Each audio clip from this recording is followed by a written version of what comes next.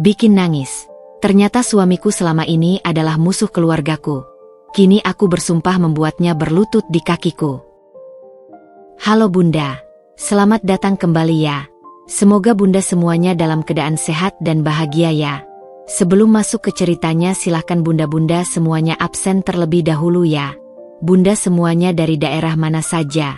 Yang sudah subscribe semoga rezekinya lancar ya. Gaun putih yang menjuntai anggun menyentuh lantai marmer, seolah menari di bawah kilauan lampu kristal. Alia, dengan hati yang berdebar kencang, menatap pantulan dirinya di cermin besar. Matanya, yang biasanya memancarkan keceriaan, kini dipenuhi kebahagiaan yang meluap-luap. Hari ini, ia bukan lagi Alia si gadis biasa yang mendamba cinta sejati, tapi Alia, Nyonya Ardi Wibowo. Kamu cantik sekali, sayang, bisik sebuah suara berat di belakangnya. Ardi, dengan setelan jas hitam yang memeluk tubuh atletisnya, berdiri tegap, memancarkan aura karisma yang tak terbantahkan. Ia mendekat, memeluk pinggang Alia dari belakang, dan mencium lembut puncak kepalanya.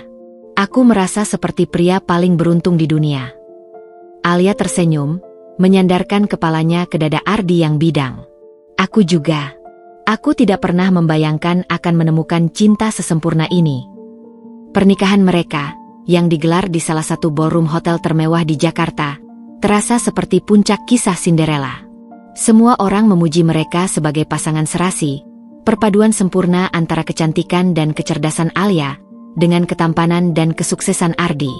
Ardi Wibowo, pemilik Wibowo Group, sebuah konglomerasi yang bergerak di bidang properti dan teknologi, adalah sosok yang diidam-idamkan banyak wanita. Namun, takdir memilih Alia, seorang arsitek muda yang baru merintis karir, untuk menjadi pendamping hidupnya. Alia mengenal Ardi di sebuah pameran arsitektur. Kala itu, Ardi datang sebagai salah satu sponsor. Ia menaruh perhatian besar pada desain-desain Alia yang inovatif dan syarat makna. Pertemuan itu berlanjut menjadi kencan, lalu hubungan serius, hingga akhirnya janji suci terucap di hadapan Tuhan dan semua saksi. Ardi selalu menunjukkan perhatian yang luar biasa, membuat Alia merasa istimewa. Ia hafal semua hal kecil tentang Alia, mulai dari kopi favoritnya hingga lagu yang sering Alia dengar. Ardi tak segan-segan mengirim bunga setiap pagi dan mengajak Alia makan malam romantis di tempat-tempat indah. Bagi Alia, Ardi adalah segalanya. Sosok pria yang tidak hanya sempurna dalam penampilan, tapi juga memiliki hati yang hangat dan tulus. Namun, di tengah semua kebahagiaan itu, Alia mulai merasakan kejanggalan kecil, seolah ada sebutir kerikil yang terselip di sepatu barunya. Hal itu bermula ketika Alia mencoba mengobrol lebih dalam tentang bisnis Ardi. Bisnismu sangat besar ya, sayang? Aku tidak pernah tahu kalau Wibowo Group sudah sebesar ini, kata Alia suatu malam, saat mereka sedang bersantai di sofa ruang keluarga. Ardi tersenyum, namun senyum itu tidak sampai ke matanya. Ah, itu cuma urusan pekerjaan. Tidak usah dipikirkan. Yang penting, sekarang kita sudah bersama. Aku tidak mau urusan kantor mengganggu waktu kita. Tapi aku penasaran. Kapan-kapan ajak aku ke kantormu ya? Aku ingin lihat ruang kerjamu, pinta Alia dengan mata berbinar. Ardi hanya membalas dengan senyum samar dan mengalihkan pembicaraan. Bagaimana kalau kita lihat film saja? Kudengar ada film baru yang bagus. Alia mencoba lagi di lain kesempatan.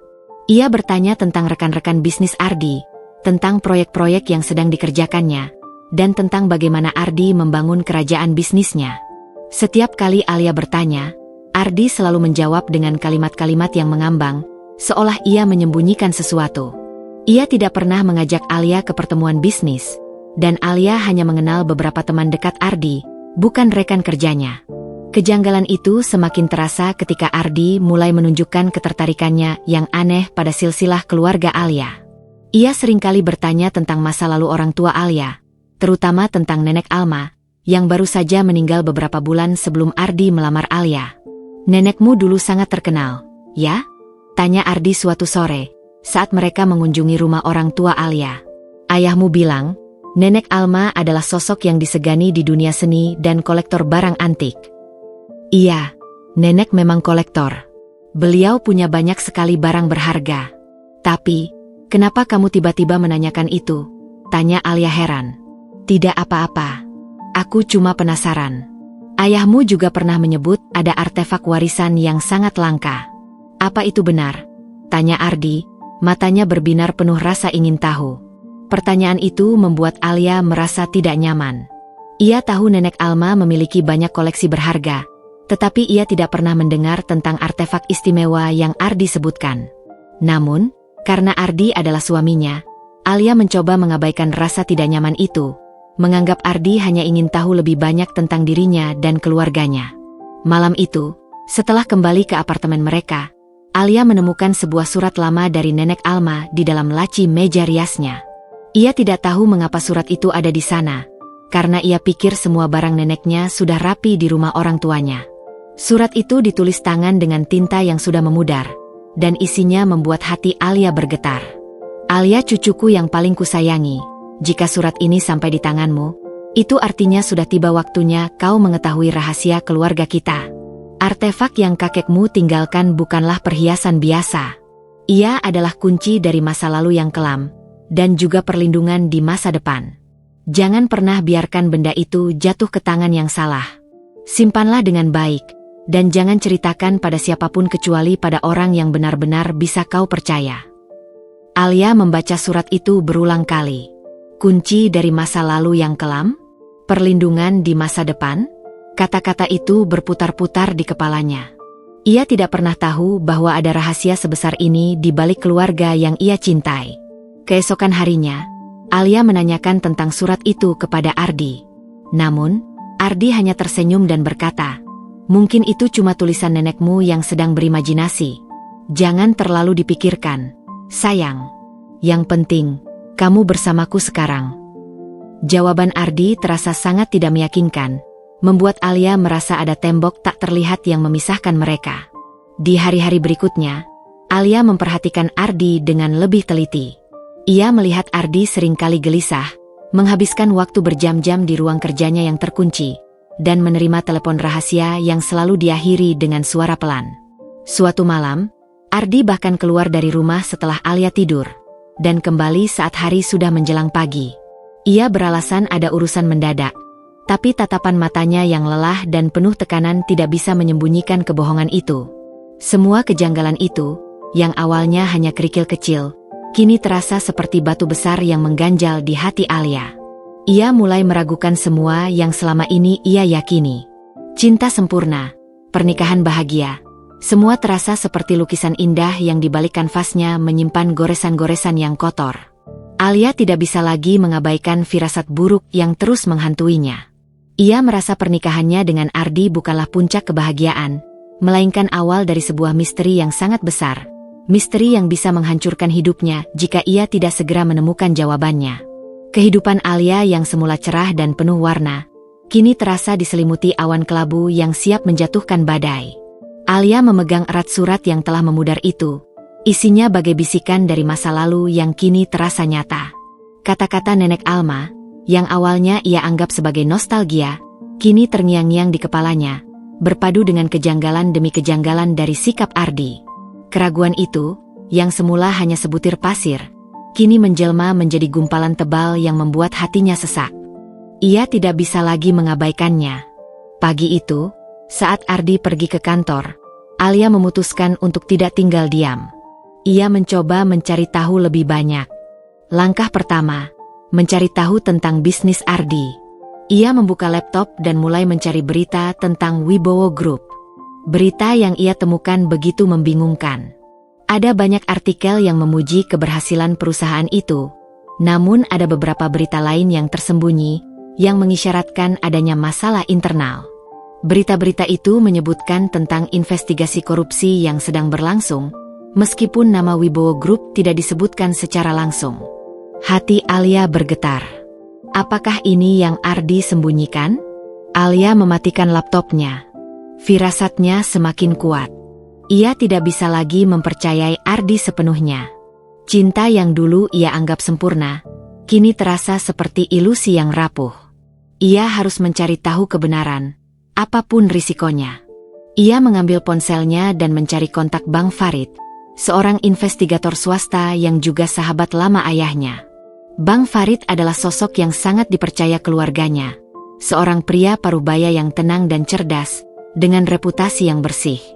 "Halo, Bang Farid? Ini Alia," sapa Alia dengan suara bergetar.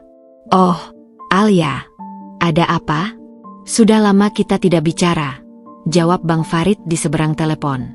Suaranya terdengar hangat dan menenangkan. Alia menarik napas dalam. "Aku butuh bantuan abang. Ada sesuatu yang ingin aku selidiki, tentang suamiku." Hening sejenak. "Ini bukan hal mudah, Alia.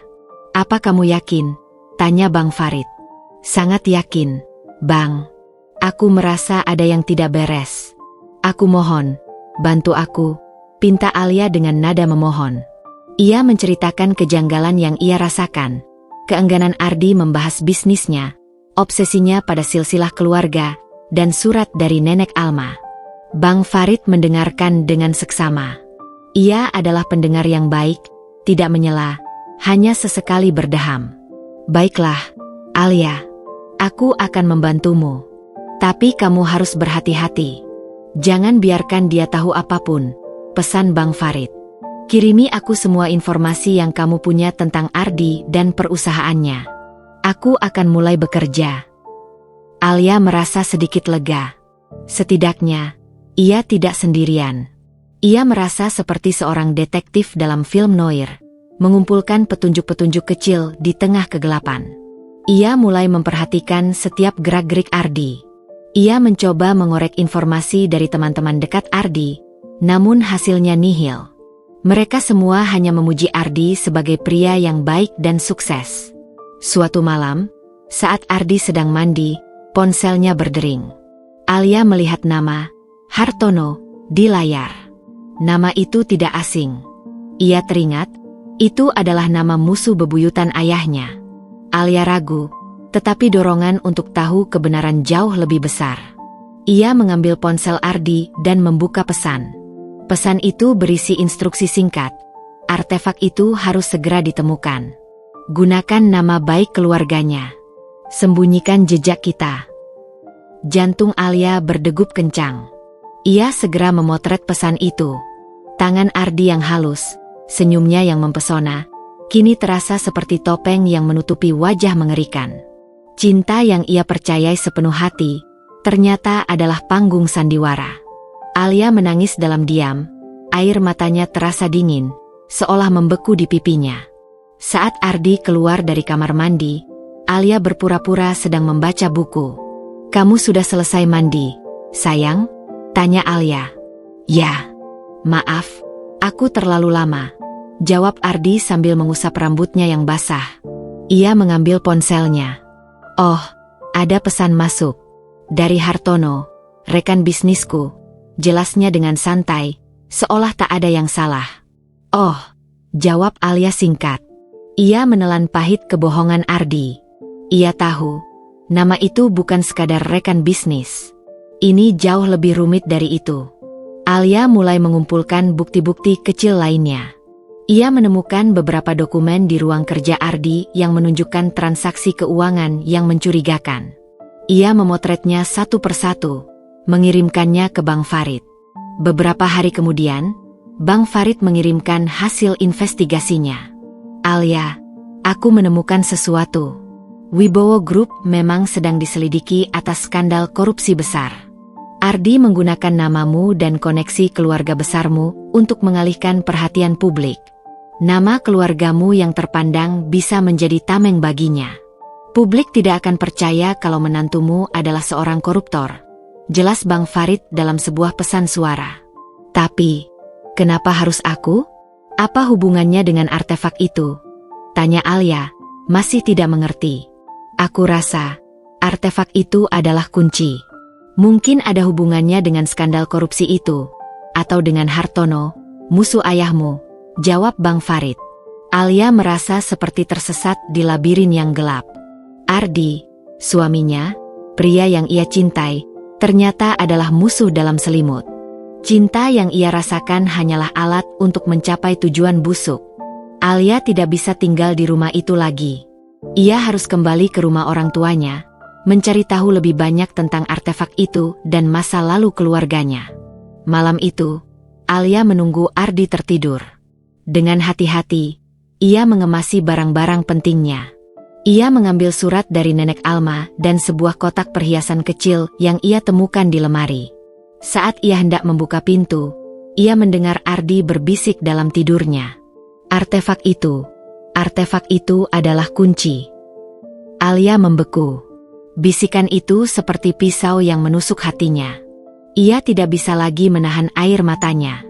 Ia menyadari, pernikahan ini adalah jebakan, sebuah rencana matang yang disusun Ardi.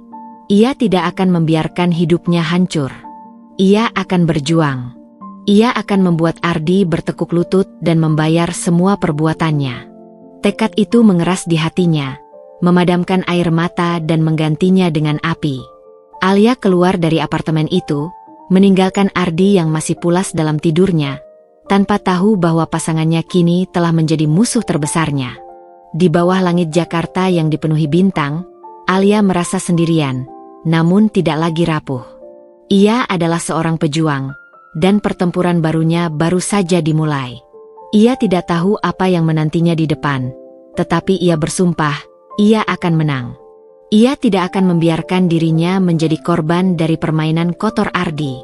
Ia akan membongkar semuanya, satu persatu, hingga kebenaran yang pahit itu terungkap sepenuhnya.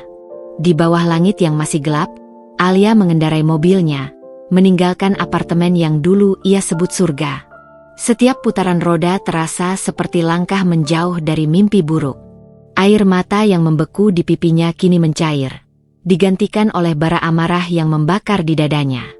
Ia tidak lagi melihat Ardi sebagai suaminya, melainkan sebagai musuh yang harus ia hadapi. Tujuan Alia hanya satu, rumah orang tuanya. Ia tahu, jawaban dari semua teka-teki ini ada di sana, tersembunyi di balik sejarah keluarganya yang ia sendiri tak pernah tahu sedalam ini. Tiba di rumah orang tuanya, Alia disambut oleh ibunya yang terkejut. "Alia? Ada apa? Kenapa kamu pulang selarut ini? Ardi mana?" tanya ibunya dengan nada khawatir, memeluk Alia. Alia tidak bisa lagi menahan tangisnya. Ia memeluk erat ibunya. Air matanya tumpah membasahi bahu wanita yang melahirkannya itu. "Ibu, Ardi, dia tidak seperti yang ibu kira," ucapnya terbata-bata. Di ruang tamu, Alia menceritakan semuanya pada ayah dan ibunya. Ia menceritakan kejanggalan Ardi, surat dari Nenek Alma, hingga pesan di ponsel Ardi yang ia temukan. Ayah Alia, seorang pria yang selalu tenang dan berwibawa, mendengarkan dengan serius, sesekali menghela napas. "Jadi, Hartono, dia masih saja membalas dendam," gumam ayah Alia, wajahnya tampak pias. "Ayah kenal Hartono?" tanya Alia. "Sangat. Dia adalah mantan rekan bisnis ayah dan musuh bebuyutan. Dia tidak pernah terima ayah memenangkan proyek besar puluhan tahun lalu. Dia menjebak ayah, membuat nama ayah tercemar. Untung saja, nenekmu punya bukti yang bisa membantah semua tuduhannya. Sejak itu, dia berjanji akan menghancurkan keluarga kita," jelas ayah Alia, suaranya dipenuhi amarah yang terpendam. "Lalu, apa hubungannya dengan Ardi?" tanya Alia, hatinya berdebar tak karuan. "Aku tidak tahu, Nak. Aku tidak pernah mengira Ardi punya hubungan dengan Hartono. Ardi tidak pernah terlihat di lingkaran bisnis Hartono," jawab ayah Alia. Alia mengeluarkan surat Nenek Alma. Nenek menulis tentang artefak berharga. Apa ayah tahu tentang ini? Ayah Alia terdiam, matanya menatap surat itu dengan penuh makna. "Surat ini, nenekmu memang pernah memberitahuku. Dia bilang, ada sebuah liontin warisan keluarga yang di dalamnya ada sebuah dokumen penting. Dokumen itu berisi bukti-bukti kejahatan Hartono dan kroni-kroninya di masa lalu. Nenek menyimpannya di tempat yang sangat rahasia, agar tidak pernah jatuh ke tangan yang salah," jelas ayah Alia. Nenek bilang, liontin itu adalah kunci, bukan hanya untuk masa lalu, tapi juga untuk masa depan keluarga kita. Hati Alia bergetar. Ia merasa seperti kepingan puzzle yang tadinya berserakan, kini mulai tersusun satu persatu. Ia tahu, ia harus menemukan liontin itu sebelum Ardi menemukannya. Di mana liontin itu? Yah? Tanya Alia. Nenek tidak pernah memberitahuku. Dia hanya memberiku petunjuk. Dia bilang, carilah di tempat di mana hati dan pikiran bertemu.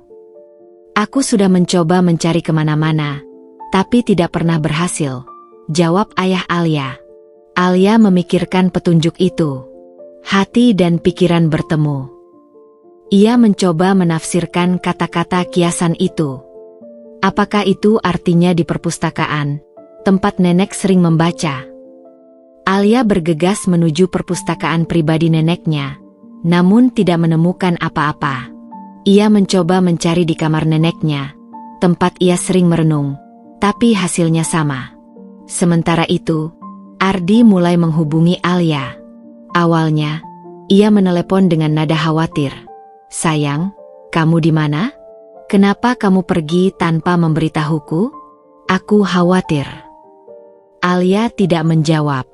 Ia hanya membiarkan teleponnya berdering. Pesan-pesan dari Ardi terus masuk. Alia, tolong jawab. Aku merindukanmu.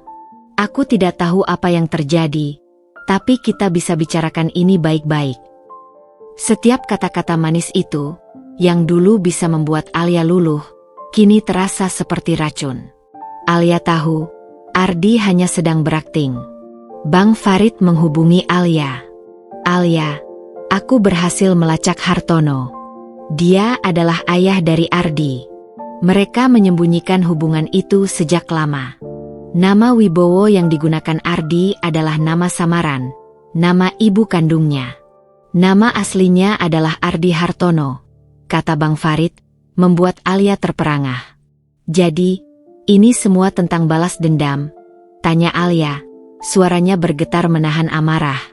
Dia menikahiku untuk membalas dendam pada ayah. Aku rasa begitu. Mereka mengincar nama baik keluargamu untuk menutupi kejahatan mereka. Dan yang lebih penting, mereka mengincar artefak itu. Dokumen di dalamnya bisa membongkar semua kejahatan mereka, dari yang dulu hingga yang sekarang, jelas Bang Farid. Alia merasa dunianya runtuh.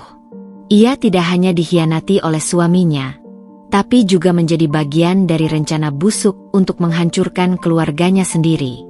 Ia menatap surat nenek Alma lagi. Hati dan pikiran bertemu. Kalimat itu berputar-putar di kepalanya. Tiba-tiba, ia teringat sesuatu. Nenek Alma sering bercerita tentang kebun belakang rumahnya, tempat ia sering melukis dan menulis puisi.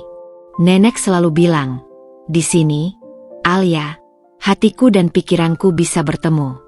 Aku bisa melukis apa yang hatiku rasakan, dan menulis apa yang pikiranku katakan. Alia bergegas menuju kebun belakang. Di sana, di bawah pohon beringin tua, ada sebuah patung kecil yang sering neneknya lukis. Alia memegang patung itu, dan ia merasa ada sesuatu yang aneh. Ia menyentuh bagian bawah patung dan menemukan sebuah mekanisme rahasia. Dengan hati-hati, ia memutar bagian itu, dan sebuah laci kecil terbuka. Di dalamnya, tergeletak sebuah kotak perhiasan kuno yang berdebu. Alia membuka kotak itu, dan di dalamnya, tergeletak sebuah liontin perak dengan ukiran rumit. Liontin itu terasa dingin di tangannya, namun Alia tahu, inilah kunci yang ia cari. Ia membalik liontin itu, dan menemukan sebuah tombol kecil. Saat ia menekannya, liontin itu terbelah dua, dan di dalamnya, tersembunyi sebuah gulungan kertas kecil yang sangat tipis. Saat Alia membuka gulungan itu, ia menemukan dokumen yang berisi skema korupsi, nama-nama pejabat yang terlibat, dan yang paling mengejutkan, tanda tangan Hartono dan Ardi di sana. Mata Alia berkaca-kaca. Air matanya bukan lagi air mata kesedihan, melainkan air mata kebenaran. Ia sekarang tahu segalanya. Pernikahannya dengan Ardi bukanlah puncak kisah cintanya, melainkan sebuah babak dalam permainan catur yang kejam. Ia tidak akan membiarkan dirinya menjadi pion dalam permainan itu. Ia akan menjadi ratu, dan ia akan mengakhiri permainan ini. Ia memegang liontin dan dokumen itu dengan erat, merasa kekuatan neneknya mengalir ke dalam dirinya. Ia kembali ke dalam rumah, menatap ayah dan ibunya. Ayah, ibu, aku sudah tahu semuanya. Ardi adalah putra Hartono. Mereka menikahiku untuk balas dendam dan mengambil liontin ini. Tapi mereka tidak akan berhasil. Aku tidak akan membiarkan mereka menghancurkan kita. Malam itu, Alia tidak bisa tidur. Ia duduk di kamarnya, memandangi liontin itu. Ia tahu, pertempuran yang sesungguhnya belum dimulai. Ia harus menyusun strategi, selangkah lebih maju dari Ardi. Ia tidak akan lari. Ia akan menghadapi Ardi, dan memastikan pria itu berlutut di hadapannya. Ia akan merebut kembali hidupnya, dan membersihkan nama keluarganya. Ia akan membuktikan bahwa cinta yang sesungguhnya bukanlah tentang sandiwara, tetapi tentang kejujuran dan keberanian. Alia memegang gulungan kertas tipis di tangannya. Isinya adalah peta harta karun yang jauh lebih berharga dari emas. Setiap nama yang tertera di sana, termasuk Ardi dan Hartono, adalah kepingan puzzle yang kini menyusun gambaran besar dari sebuah pengkhianatan. Air mata yang sempat menetes kini menguap, digantikan oleh tekad membaja. Ia tidak akan membiarkan Ardi menang. Pagi harinya, Ardi datang ke rumah orang tua Alia. Ia mengenakan senyum palsu yang dulu memikat hati Alia. Ia memeluk ayah dan ibu Alia, lalu menatap Alia dengan mata yang penuh sandiwara. Sayang, aku sangat khawatir.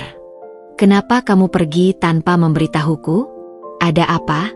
Apa aku melakukan kesalahan? Kesalahan? Banyak, Ardi, jawab Alia. Suaranya tenang, namun penuh amarah. Sangat banyak. Ardi menyadari ada yang berbeda dari Alia. Tatapan matanya yang dulu penuh cinta kini dingin dan tajam, seperti pisau. Alia, aku tidak tahu apa yang kamu bicarakan. Ayo kita pulang. Kita bicarakan ini baik-baik. Bujuk Ardi, mencoba meraih tangan Alia. Alia menarik tangannya. Tidak perlu. Semuanya sudah jelas. Aku tahu siapa kamu. Ardi. Nama aslimu bukan Wibowo, kan? Kamu adalah anak Hartono. Seketika, senyum di wajah Ardi memudar. Wajahnya yang tampan berubah pucat.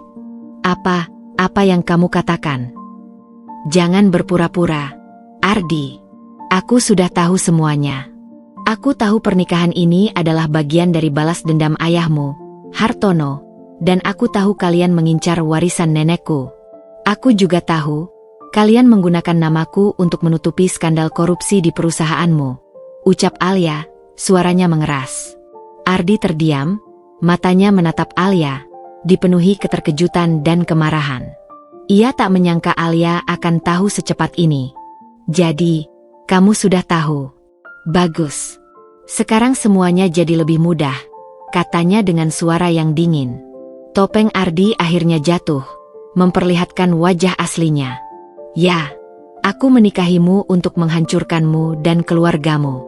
Ayahmu menghancurkan ayahku, dan sekarang giliran aku menghancurkan kalian. Liontin itu adalah pemicu kehancuran ayahku, dan sekarang, liontin itu akan menjadi pemicu kehancuran ayahmu. Ayah Alia melangkah maju. Kau bajingan, pekiknya, matanya dipenuhi amarah. Kau menggunakan putriku untuk balas dendammu? Kau tidak punya hati. Hati? Kalian yang tidak punya hati, bentak Ardi, suaranya meninggi. Kalian mencuri semua yang seharusnya menjadi milik ayahku. Kalian pikir kalian bisa menang? Tidak. Aku akan menghancurkan kalian semua. Alia melangkah di antara Ardi dan ayahnya. Cukup, Ardi. Permainanmu sudah berakhir. Liontin itu ada padaku, ucapnya, suaranya mantap. Dan aku tidak akan membiarkannya jatuh ke tanganmu. Wajah Ardi berubah. Ia mencoba bersikap tenang, namun matanya memancarkan ketakutan. Kamu tidak bisa melakukan ini, Alia. Kita bisa selesaikan ini baik-baik. Kita bisa bagi dua. Kau dapat uang, aku dapat liontin itu. Kita bisa hidup bahagia, bujuk Ardi, mencoba kembali ke mode ramahnya. Hidup bahagia bersamamu? Setelah semua kebohongan ini. Alia tertawa sinis. Kamu pikir aku sebodoh itu? Tidak, Ardi. Aku tidak butuh uangmu. Aku butuh keadilan. Ardi menyadari bahwa Alia tidak bisa dibujuk lagi. Ia melirik ke pintu, melihat Bang Farid berdiri di sana. Ini jebakan, seru Ardi, mencoba melarikan diri. Tidak, Ardi. Ini bukan jebakan. Ini adalah keadilan, kata Bang Farid. Semua bukti sudah ada pada kami. Ardi, yang terdesak, berbalik, mencoba merebut liontin itu dari tangan Alia. Namun, ayah Alia berhasil menahannya. Kau tidak akan menyentuh putriku. Pertengkaran itu menarik perhatian para tetangga. Ardi, yang merasa terpojok, berteriak, Alia, kamu akan menyesal. Aku akan pastikan kamu berlutut di hadapanku. Ia berhasil melarikan diri, namun ancamannya menggantung di udara. Setelah Ardi pergi, Alia terduduk lemas di sofa. Ayahnya memeluknya. Alia, maafkan ayah. Ayah tidak tahu kalau dia adalah anak Hartono. Ayah tidak tahu bahwa ia akan mengincar kita. Bukan salah ayah. Dia pintar menyembunyikan identitasnya, jawab Alia. Air matanya kembali mengalir. Air mata ini bukan lagi air mata kesedihan, melainkan air mata kelegaan. Ia akhirnya tahu kebenaran. Bang Farid mendekati Alia. Alia, aku sudah menghubungi pihak berwajib. Mereka akan segera melacak Ardi. Tapi kita harus bergerak cepat. Ardi pasti akan menyusun rencana balasan. Alia mengangguk. Aku tahu. Dia tidak akan tinggal diam. Alia, Bang Farid, dan ayahnya mulai merencanakan langkah selanjutnya. Mereka akan menyerahkan semua bukti yang mereka miliki kepada pihak berwajib, termasuk gulungan kertas yang ada di dalam liontin. Namun, Alia tahu, Ardi tidak akan menyerah begitu saja. Ia adalah musang licik yang akan mencari jalan keluar dari setiap lubang. Alia harus lebih cerdik. Malam itu, Alia tidak bisa tidur. Ia teringat akan semua kenangan manisnya bersama Ardi. Jalan-jalan romantis, makan malam yang hangat, bisikan-bisikan mesra yang ternyata adalah kebohongan. Hatinya perih, namun ia mencoba mengobatinya dengan tekadnya. Cinta yang ia rasakan dulu kini berubah menjadi bara api yang membakar semangatnya untuk berjuang. Pagi harinya, Alia bangun, merasa lebih kuat dari sebelumnya. Ia tidak akan membiarkan Ardi menghancurkan hidupnya. Ia akan berdiri tegak, membiarkan Ardi melihatnya, dan membuat pria itu menyesali semua perbuatannya. Ia akan membuktikan bahwa ia tidak hanya seorang wanita yang rapuh, tapi juga seorang pejuang yang berani. Alia melihat pantulan dirinya di cermin. Ia bukan lagi gadis polos yang mendamba cinta. Ia adalah seorang wanita yang terluka, namun juga seorang wanita yang siap bertempur. Aku tidak akan membiarkanmu menang, Ardi, bisiknya pada pantulan dirinya. Aku akan pastikan kamu berlutut di kakiku. Pertarungan yang sebenarnya belum dimulai. Setelah badai berlalu, keheningan di rumah terasa lebih berat dari biasanya. Ayah Alia sibuk berbicara di telepon dengan pengacara keluarga, sementara ibunya duduk di samping Alia, menggenggam tangannya erat. Kehangatan sentuhan ibunya tidak sepenuhnya mampu mengusir dingin yang merayap di hati Alia. Malam itu, ia tidak bisa tidur. Otaknya terus memutar ulang percakapan dengan Ardi. Kata-kata Ardi, aku akan pastikan kamu berlutut di hadapanku, terus terngiang, membakar amarahnya. Namun, di balik kemarahan itu, ada kesedihan yang menganga. Alia teringat pada Ardi yang pertama kali ia kenal. Pria yang mengiriminya bunga setiap pagi, yang membacakan puisi di bawah rembulan, yang membuat Alia percaya akan cinta sejati. Apakah semua itu hanyalah kebohongan belaka? Apakah mata yang dulu memancarkan kekaguman itu hanyalah ilusi? Hatinya terasa sakit, seperti luka sayat yang tak berdarah. Ia merasa bodoh. Begitu mudahnya ia jatuh ke dalam perangkap yang begitu sempurna. "Alia, kamu baik-baik saja?" tanya ibunya, menyentuh lembut bahu Alia. Alia menggeleng. "Aku tidak tahu, Bu. Aku hanya tidak menyangka. Aku mencintainya, Bu. Dan ternyata, semua itu hanya kebohongan." "Ibu tahu, Nak. Hati ibu juga sakit melihatmu seperti ini," kata ibunya, memeluk Alia. "Tapi kamu harus kuat. Dia tidak boleh menang. Dia tidak boleh menghancurkanmu." Kata-kata ibunya adalah pelipur lara. Namun Alia tahu, luka ini tidak bisa disembuhkan semudah itu. Ia harus bangkit, bukan hanya untuk dirinya sendiri, tetapi juga untuk keluarganya. Alia mengeluarkan liontin itu dari saku bajunya. Liontin itu terasa dingin dan berat. Ia membalik liontin itu dan melihat ukiran di belakangnya. Sebuah ukiran yang ia tidak pernah perhatikan sebelumnya. Ukiran itu adalah lambang keluarga Wibowo, yang ternyata adalah nama samaran Ardi. Di bawah ukiran itu, ada tulisan kecil, tanda perjanjian darah. Alia membeku. "Tanda perjanjian darah," gumamnya. Ia mengambil ponselnya dan menelepon Bang Farid. "Bang, aku menemukan sesuatu di liontin itu. Ada tulisan, tanda perjanjian darah, dan ukiran. Lambang keluarga Wibowo." Itu aneh," jawab Bang Farid. "Setahuku, Hartono dan keluarganya tidak punya lambang itu. Ardi menggunakan nama ibunya. Mungkin ini ada hubungannya dengan ibu kandungnya." "Aku akan mencoba mencari tahu," kata Alia. Alia kembali ke rumahnya. Ia mencari di internet tentang keluarga Wibowo dan lambang itu. Ia menemukan bahwa keluarga Wibowo adalah keluarga bangsawan di Jawa, yang terkenal kaya raya dan punya pengaruh besar. Ia menemukan beberapa foto lama, dan ia terkejut menemukan foto Nenek Alma yang sedang melukis di samping seorang wanita parubaya yang sangat mirip dengan Ardi. "Ibu?" gumam Alia, merasa ada kepingan puzzle yang hilang. Ia membandingkan foto wanita itu dengan foto Ardi. Mereka sangat mirip. Ia kemudian membaca deskripsi foto itu. Raden Ayu Wibowo, seorang kolektor seni yang terkenal. Alia teringat Ardi pernah mengatakan nama Wibowo adalah nama ibunya. Jadi, Ardi adalah anak dari seorang bangsawan? Namun, ia juga anak dari musuh bebuyutan keluarganya? Otak Alia mulai bekerja, mencoba menyusun semua kepingan itu. Mungkin, Ibu Ardi, Raden Ayu Wibowo, dan Nenek Alma adalah teman baik. Alia menghubungi Bang Farid lagi. "Bang, aku rasa aku tahu siapa Ibu Ardi. Aku menemukan foto Nenek Alma bersama seorang wanita bernama Raden Ayu Wibowo. Wanita itu sangat mirip dengan Ardi." "Bagus, Alia. Coba cari informasi tentang Raden Ayu Wibowo. Mungkin ada sesuatu yang disembunyikan di sana," saran Bang Farid. Alia mulai menggali lebih dalam. Ia menemukan bahwa Raden Ayu Wibowo dan Hartono menikah tanpa restu keluarga.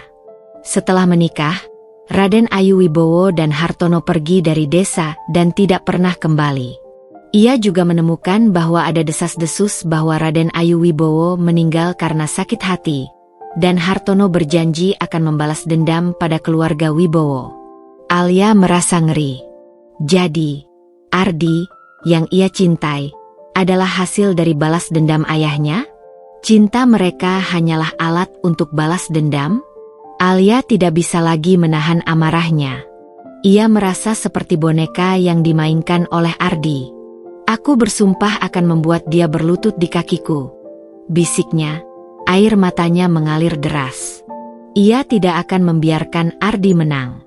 Ia akan membuatnya menyesal. Di saat yang sama, Ardi menghubungi Bang Farid. "Bang, tolong bantu aku. Aku tahu Alia bersamamu. Aku tahu kamu yang membocorkan rahasia ini," katanya dengan suara yang tenang. "Aku hanya membantu Alia, Ardi. Dia adalah orang baik. Kamu tidak seharusnya melakukan ini padanya, jawab Bang Farid. Aku tidak ada pilihan lain. Ayahku bilang, ini satu-satunya cara untuk membalas dendam. Ardi berteriak. Ayahmu itu penipu. Dia menggunakanmu, Ardi. Dia menggunakanmu untuk membalas dendamnya. Kamu tidak lihat? Kamu kehilangan istrimu. Kamu kehilangan segalanya, kata Bang Farid. Ardi terdiam. Ia tidak menjawab, hanya mematikan telepon. Hatinya merasa hancur. Ia tidak pernah berpikir ia akan kehilangan Alia. Ia mencintai Alia. Namun, ia juga harus membalas dendam ayahnya. Ia terjebak di antara dua pilihan yang sulit. Alia, yang mendengar percakapan itu, merasa sedikit iba pada Ardi. Namun, iba itu tidak lama. Ardi telah menghancurkan hidupnya, dan ia harus membayar untuk itu. Alia memutuskan untuk tidak lari lagi. Ia akan kembali ke apartemennya, dan ia akan menghadapi Ardi. Keesokan harinya, Alia kembali ke apartemennya.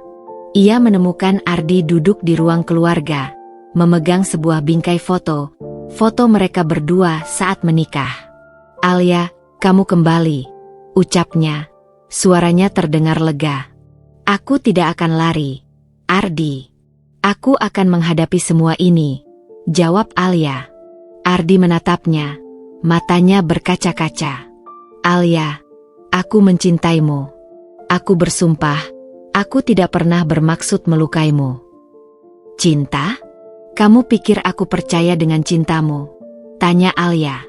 Kamu menggunakan aku untuk balas dendam.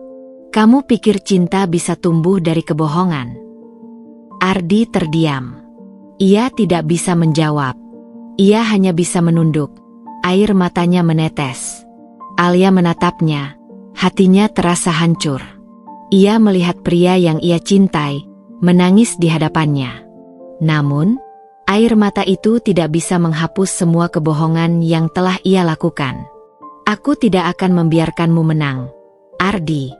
Aku akan pastikan kamu berlutut di hadapanku, kata Alia, suaranya bergetar. Mendengar kata-kata itu, Ardi mendongak. Matanya yang berkaca-kaca kini dipenuhi dengan kebencian. Kalau begitu, kita lihat saja, siapa yang akan berlutut, jawabnya dengan suara dingin. Ia tahu, pertempuran yang sebenarnya akan segera dimulai. Kalau begitu, kita lihat saja, siapa yang akan berlutut, ucapan Ardi, yang kini terdengar penuh ancaman, menggema di ruangan itu. Alia menatapnya dengan pandangan dingin. Pria yang ia cintai kini berdiri di hadapannya, bukan lagi sebagai pasangan, melainkan sebagai musuh yang siap menyerang. Alia tidak lari. Ia justru memberanikan diri. Aku tidak akan lari, Ardi. Aku akan menghadapi semuanya, ucapnya dengan suara mantap. Mendengar itu, Ardi hanya tertawa sinis. Kamu pikir kamu bisa melawanku? Kamu tidak tahu siapa aku, Alia. Aku tahu, Ardi. Kamu adalah seorang penipu, dan kamu akan membayar semua kejahatanmu, jawab Alia. Ardi mendekat, tatapan matanya dipenuhi amarah. Alia, jangan bermain-main denganku. Aku tidak akan segan-segan melukaimu, bisiknya. Melukaimu? Kamu pikir kamu bisa melukaiku lebih dari ini? Alia menunjuk ke hatinya. Kamu sudah menghancurkanku, Ardi. Tidak ada yang lebih sakit dari ini, kata Alia. Ia kemudian pergi ke kamar, meninggalkan Ardi sendirian. Alia mengurung diri di kamar. Ia tidak peduli Ardi akan melakukan apa. Ia tahu ia harus lebih cerdik. Ia menghubungi Bang Farid, menceritakan semua yang terjadi. Alia, kamu harus lebih berhati-hati. Ardi tidak akan tinggal diam, kata Bang Farid. Aku tahu, tapi aku tidak akan lari, Bang. Aku akan menghadapi semuanya, jawab Alia. Bagus. Aku sudah menemukan beberapa hal. Ayah Ardi, Hartono, adalah otak dari skandal korupsi yang sedang diselidiki. Ardi adalah kaki tangannya. Mereka menggunakan nama Ardi Wibowo, nama Ibu Ardi, untuk menutupi jejak mereka. Mereka juga memanfaatkan perusahaan Ardi sebagai alat untuk pencucian uang, jelas Bang Farid. Lalu, apa hubungannya dengan aku? Tanya Alia. Alia, mereka memanfaatkan namamu. Namamu yang bersih, namamu yang terpandang. Mereka mengira, publik tidak akan percaya kalau seorang menantu dari keluarga terpandang seperti kamu adalah bagian dari penjahat, jelas Bang Farid. Alia merasa dunianya hancur. Ia merasa seperti pion dalam permainan catur yang kejam. Ia merasa kotor. Ardi telah menggunakan dirinya untuk membersihkan namanya yang busuk. Aku tidak akan membiarkan mereka menang, Bang, ucap Alia. Aku akan membuktikan bahwa aku tidak bersalah, dan aku akan membuat mereka membayar. Alia mulai mengumpulkan semua bukti yang ia miliki. Ia memotret semua dokumen yang ia temukan di ruang kerja Ardi. Ia merekam percakapan Ardi yang penuh ancaman. Ia bahkan mencoba mencari tahu lebih banyak tentang Hartono dan kejahatannya di masa lalu. Bang Farid, aku menemukan sesuatu. Hartono pernah mencoba menjebak ayahku dengan kasus penipuan. Tapi nenekku berhasil membantah semua tuduhannya. Apa ini ada hubungannya? Tanya Alia. Mungkin. Tapi kita harus lebih berhati-hati. Kita tidak bisa bergerak sembarangan. Mereka punya banyak koneksi di mana-mana, jawab Bang Farid. Alia mengangguk. Ia tahu ini bukan hal yang mudah. Ia harus lebih cerdik dari Ardi dan Hartono. Di saat yang sama, Ardi menghubungi Hartono. Ayah, Alia sudah tahu semuanya. Dia tahu nama asli kita, ucap Ardi dengan suara panik. Tenang, Nak. Kita harus lebih cerdik. Kita harus membalikkan keadaan, jawab Hartono, suaranya terdengar dingin. Kita harus membuat semua orang percaya bahwa Alia adalah orang yang bersalah. Bagaimana caranya? Yah, tanya Ardi. Kita akan menjebaknya. Kita akan membuat semua orang percaya bahwa dia berselingkuh dengan pria lain. Dia akan kehilangan semua nama baiknya, dan dia akan berlutut di hadapan kita, kata Hartono. Mendengar itu, Ardi merasa ada keraguan di hatinya. Ia mencintai Alia. Ia tidak ingin Alia terluka. Tapi, Ayah, aku tidak bisa melakukannya. Aku mencintainya, kata Ardi. Cinta? Ardi, kamu pikir cinta bisa mengalahkan balas dendam? Hartono tertawa sinis. Kamu sudah sejauh ini, Ardi. Jangan menyerah. Kita akan menang. Ardi terdiam. Ia tahu, ia tidak bisa melawan Hartono. Ia adalah seorang anak yang terjebak di antara balas dendam ayahnya dan cintanya pada Alia. Ia tidak bisa memilih. Alia, yang sedang menyusun strategi dengan Bang Farid, merasakan firasat buruk. Ia tahu, Ardi tidak akan menyerah begitu saja. Ia akan mencari cara untuk menjebaknya. Alia memutuskan untuk kembali ke rumah orang tuanya. Ia tahu, ia tidak bisa tinggal di apartemen itu lagi. Ia harus melindungi dirinya sendiri. Saat Alia hendak meninggalkan apartemen, Ardi menahannya. Alia, jangan pergi. Aku tidak akan melukaimu, ucap Ardi. Aku tidak bisa mempercayaimu lagi, Ardi. Kamu sudah menghancurkan kepercayaanku, jawab Alia. Aku tahu, tapi aku bisa memperbaikinya, kata Ardi. Aku mencintaimu, Alia. Tolong, jangan pergi. Alia menatapnya, matanya dipenuhi air mata. Ia ingin mempercayai Ardi. Ia ingin memeluk Ardi, dan berharap semua ini hanyalah mimpi buruk. Namun, ia tahu, ia tidak bisa. Ia harus kuat. Selamat tinggal, Ardi. Aku tidak akan membiarkanmu menang, ucap Alia. Ia kemudian pergi, meninggalkan Ardi yang berdiri terpaku. Alia tiba di rumah orang tuanya. Ia merasa lega. Ia merasa aman. Namun, ia tahu, ia tidak bisa bersembunyi selamanya. Ia harus menghadapi Ardi, dan ia harus menang. Ia tidak akan membiarkan Ardi menghancurkan hidupnya. Ia akan berjuang. Ia akan membuat Ardi berlutut di hadapannya. Alia menghubungi Bang Farid. "Bang, aku sudah siap. Aku akan membuat Ardi membayar semua kejahatannya," ucap Alia. "Bagus. Aku akan selalu bersamamu, Alia." "Kamu tidak sendirian," jawab Bang Farid. Malam itu, Alia tidak bisa tidur. Ia duduk di kamarnya, memandangi liontin itu. Ia tahu, pertempuran yang sesungguhnya belum dimulai. Ia harus menyusun strategi, selangkah lebih maju dari Ardi. Ia tidak akan lari. Ia akan menghadapi Ardi, dan memastikan pria itu berlutut di hadapannya. Ia akan merebut kembali hidupnya, dan membersihkan nama keluarganya. Ia akan membuktikan bahwa cinta yang sesungguhnya bukanlah tentang sandiwara, tetapi tentang kejujuran dan keberanian. Alia tidak lari. Ia justru berdiri tegak, membiarkan badai mendekat. Di rumah orang tuanya, ia merasa seperti berada di dalam benteng. Namun ia tahu, benteng itu tidak akan cukup kuat jika ia tidak memiliki amunisi yang tepat. Amunisinya adalah kebenaran, dan ia harus menemukan setiap kepingannya. "Alia, kamu yakin dengan keputusanmu?" tanya ayah, menatap putrinya dengan cemas. Melawan Ardi dan ayahnya itu sama saja dengan melawan tembok raksasa. "Aku tidak ada pilihan lain, Yah. Kalau aku lari, mereka akan menganggap aku bersalah. Aku tidak akan membiarkan itu terjadi," jawab Alia, matanya memancarkan tekad.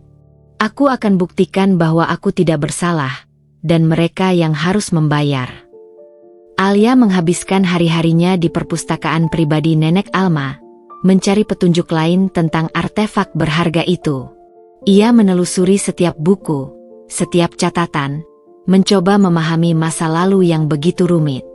Ia menemukan buku harian neneknya, yang isinya penuh dengan kisah-kisah masa lalu. Di sana, ia menemukan cerita tentang persahabatan neneknya dengan Raden Ayu Wibowo, Ibu Ardi. Mereka adalah sahabat yang tak terpisahkan, hingga Hartono datang.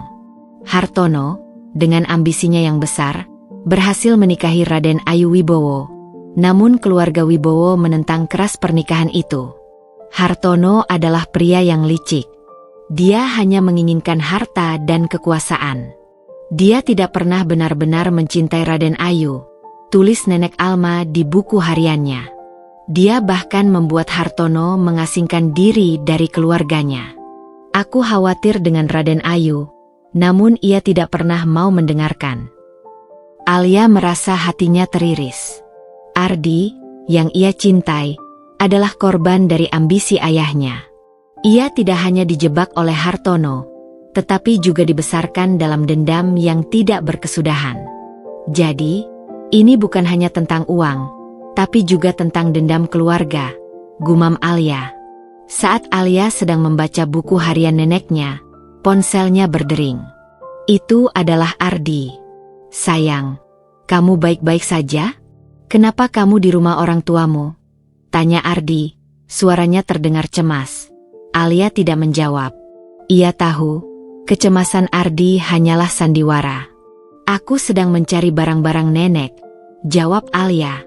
"Oh, begitu. Barang apa?" tanya Ardi, suaranya terdengar santai. Namun Alia bisa mendengar ada nada ketegangan di sana. "Tidak ada yang penting. Hanya buku-buku lama," jawab Alia. "Kenapa kamu menelepon? Ada hal penting?" "Tidak. Aku hanya merindukanmu. Aku harap kamu segera pulang," kata Ardi.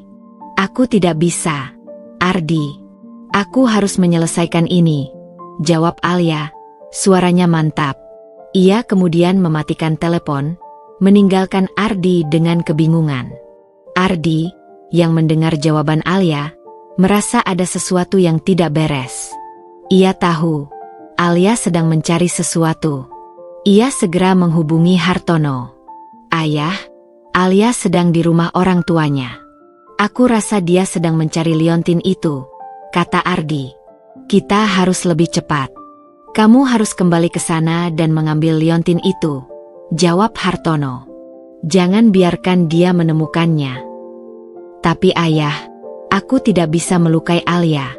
Aku mencintainya, kata Ardi. Suaranya terdengar putus asa.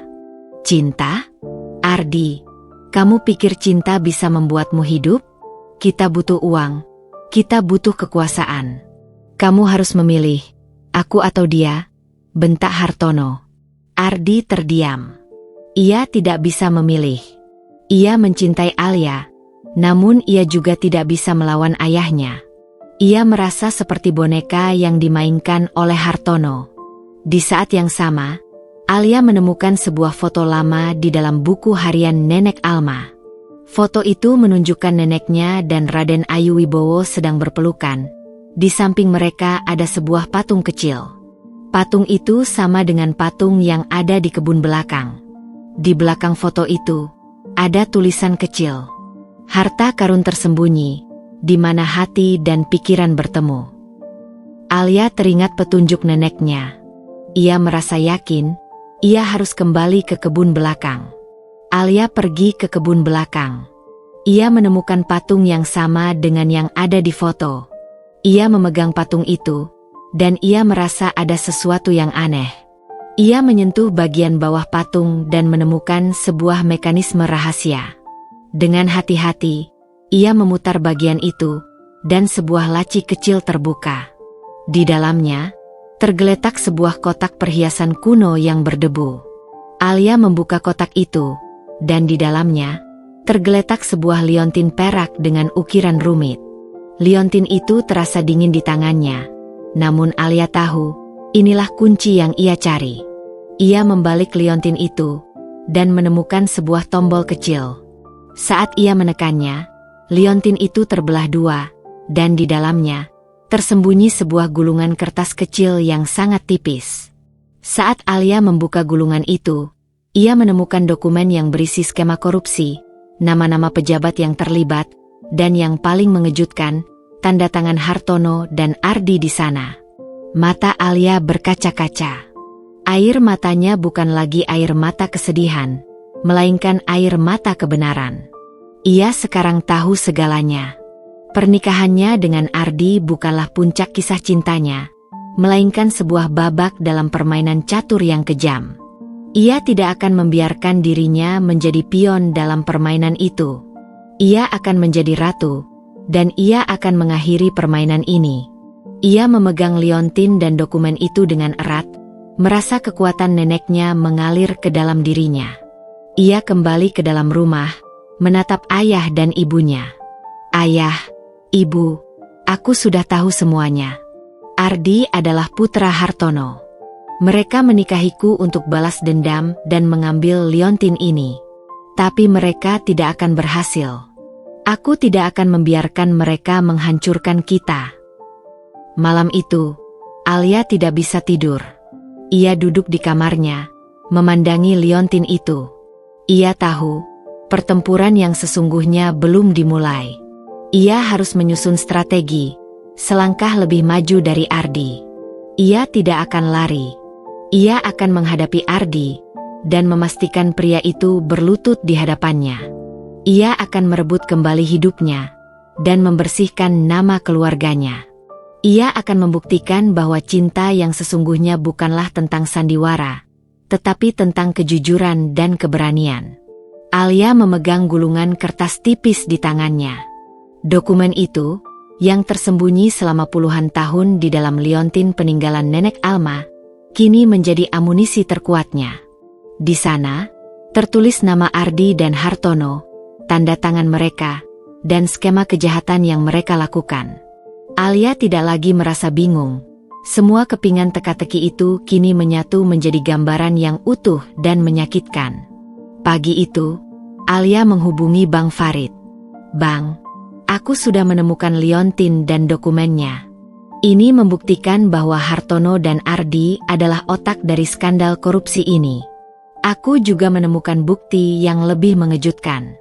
Ternyata, Ardi adalah anak Hartono, dan mereka menggunakan nama Ibu Ardi, Raden Ayu Wibowo, untuk menutupi jejak mereka, jelas Alia dengan suara penuh keyakinan.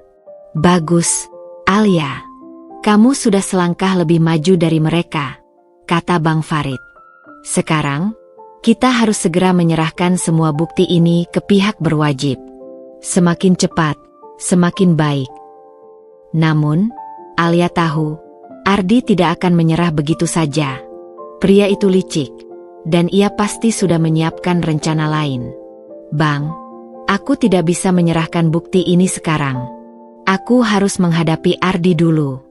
Aku ingin dia tahu, aku tidak akan lari. Aku ingin dia melihat, aku tidak akan kalah, ucap Alia. Tapi, Alia, ini terlalu berbahaya. Ardi bisa melukaimu, kata Bang Farid. Aku tahu, tapi aku harus melakukannya. Aku tidak akan membiarkan dia menang, jawab Alia dengan suara mantap. Alia menghubungi Ardi, mengajaknya bertemu di sebuah kafe. Ia ingin menyelesaikan semua ini, tatap muka. Ardi, yang terkejut, menyetujui ajakan itu. Ia datang dengan wajah yang penuh ketegangan, mencoba menyembunyikan amarah dan ketakutannya. Ada apa, Alia? Kenapa kamu mengajakku bertemu di sini? Tanya Ardi, matanya menatap Alia lekat-lekat, mencari petunjuk. Aku tahu semuanya, Ardi, kata Alia, suaranya tenang. Aku tahu kamu adalah anak Hartono.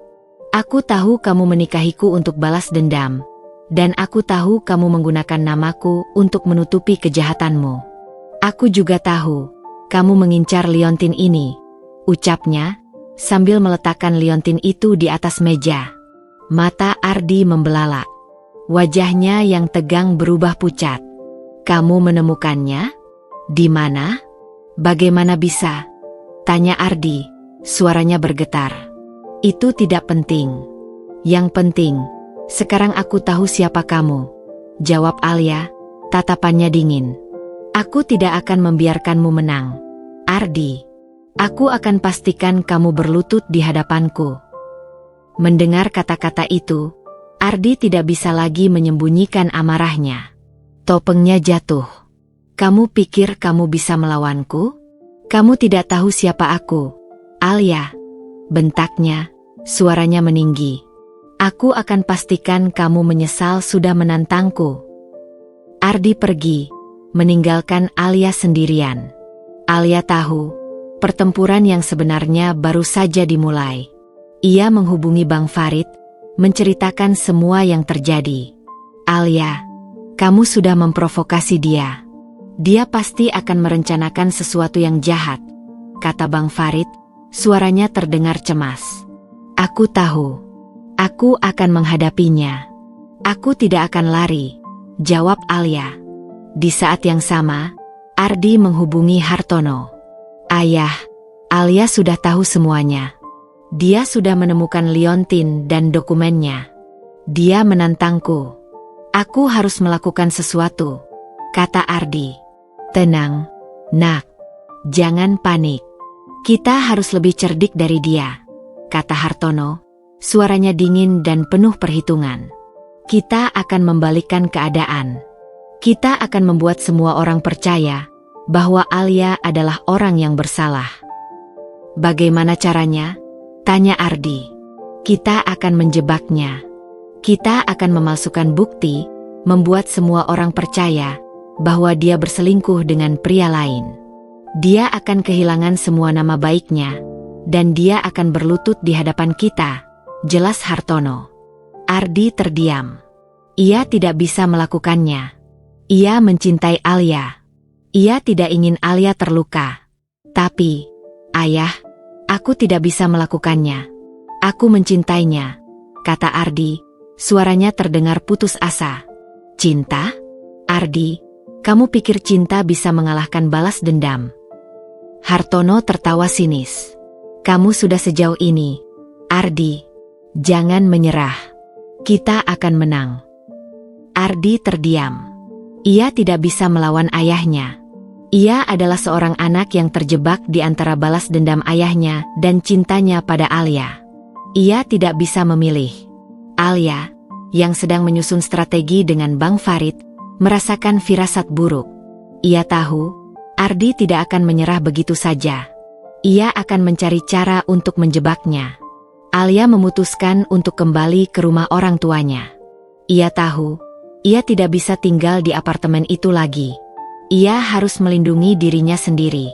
Saat Alia hendak meninggalkan apartemen, Ardi menahannya.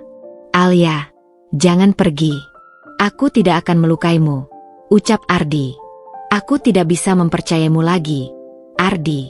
"Kamu sudah menghancurkan kepercayaanku," jawab Alia. "Aku tahu, tapi aku bisa memperbaikinya," kata Ardi. "Aku mencintaimu, Alia. Tolong. Jangan pergi." Alia menatapnya, matanya dipenuhi air mata. Ia ingin mempercayai Ardi. Ia ingin memeluk Ardi, dan berharap semua ini hanyalah mimpi buruk. Namun, ia tahu, ia tidak bisa. Ia harus kuat. "Selamat tinggal, Ardi. Aku tidak akan membiarkanmu menang," ucap Alia. Ia kemudian pergi, meninggalkan Ardi yang berdiri terpaku. Alia tiba di rumah orang tuanya. Ia merasa lega. Ia merasa aman. Namun, ia tahu, ia tidak bisa bersembunyi selamanya. Ia harus menghadapi Ardi, dan ia harus menang. Ia tidak akan membiarkan Ardi menghancurkan hidupnya. Ia akan berjuang. Ia akan membuat Ardi berlutut di hadapannya. Alia menghubungi Bang Farid. "Bang, aku sudah siap. Aku akan membuat Ardi membayar semua kejahatannya," ucap Alia. "Bagus. Aku akan selalu bersamamu, Alia." "Kamu tidak sendirian," jawab Bang Farid. Malam itu, Alia tidak bisa tidur. Ia duduk di kamarnya, memandangi liontin itu. Ia tahu, pertempuran yang sesungguhnya belum dimulai. Ia harus menyusun strategi, selangkah lebih maju dari Ardi. Ia tidak akan lari. Ia akan menghadapi Ardi, dan memastikan pria itu berlutut di hadapannya. Ia akan merebut kembali hidupnya, dan membersihkan nama keluarganya. Ia akan membuktikan bahwa cinta yang sesungguhnya bukanlah tentang sandiwara, tetapi tentang kejujuran dan keberanian. Kekosongan di hati Ardi terasa lebih perih daripada kekalahan apapun. Ia duduk di ruang kerjanya yang gelap, menatap foto pernikahan yang tergeletak di meja. Senyum Alia di sana begitu tulus, begitu murni, dan itu membuat dada Ardi sesak. Ia mencintai Alia, lebih dari yang ia akui. Namun, ancaman dari Hartono, ayahnya, terasa seperti rantai yang mengikatnya, tidak membiarkannya bergerak bebas. "Aku tidak bisa, Ayah. Aku tidak bisa menjebak Alia," bisik Ardi di telepon. Suaranya terdengar putus asa. "Kau harus, Ardi. Ini satu-satunya cara kita bisa menang," balas Hartono dengan suara keras, penuh amarah. "Dia telah menantang kita. Dia sudah punya liontin itu. Jika kita tidak bertindak, kita akan hancur." "Tapi Alia, dia tidak bersalah," ujar Ardi, suaranya melemah. "Dia bukan lagi Alia yang polos. Dia sekarang musuh kita. Pilihlah, dia atau aku? Kita atau dia?" ancam Hartono. Ardi terdiam. Ia tahu, ia tidak punya pilihan. Ia harus memilih antara cintanya atau ayahnya. Dan ia, yang telah dibesarkan dalam dendam, terpaksa memilih yang terakhir. Ardi menutup telepon, hatinya terasa hampa. Ia mengambil ponsel Alia yang ia curi saat Alia sedang tidur, beberapa hari yang lalu, dan mulai menyusun rencananya. Ia akan memalsukan bukti, membuat semua orang percaya bahwa Alia berselingkuh. Ini adalah satu-satunya jalan keluar. Beberapa hari kemudian, Alia menerima surat panggilan pengadilan. Ardi telah mengajukan gugatan cerai, menuduh Alia selingkuh. Alia tidak terkejut, ia sudah menduga Ardi akan melakukan hal ini. Namun, ia terkejut melihat bukti-bukti yang Ardi kumpulkan.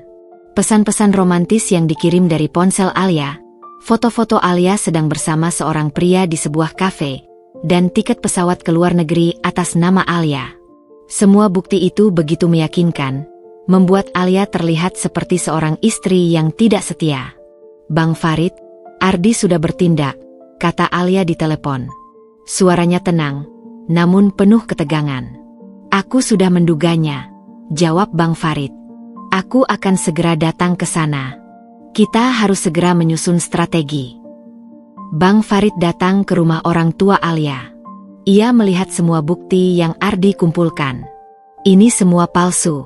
Alia, kamu tidak mungkin selingkuh," katanya. "Aku tahu. Tapi bagaimana kita bisa membuktikannya? Bukti-bukti ini begitu meyakinkan," tanya Alia. "Kita harus lebih cerdik. Kita harus menemukan bukti bahwa Ardi yang memalsukan semua ini," jawab Bang Farid. Alia dan Bang Farid mulai bekerja.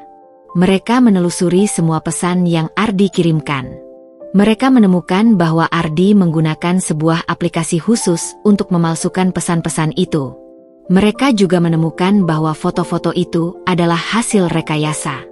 Alia tidak pernah pergi ke kafe itu. Ia bahkan tidak kenal dengan pria yang ada di foto itu. Di tengah-tengah semua kekacauan itu, Alia menerima telepon dari Ardi. "Alia, aku tahu kamu sedang berjuang. Tapi kamu tidak bisa menang. Kamu akan berlutut di hadapanku," kata Ardi, suaranya penuh kemenangan.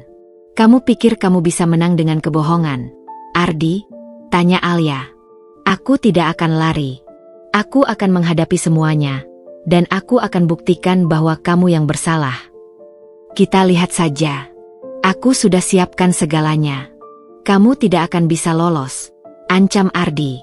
Alia menutup telepon. Hatinya terasa sakit. Ardi, pria yang ia cintai, kini menjadi musuh yang kejam. Namun, ia tidak akan menyerah. Ia akan berjuang.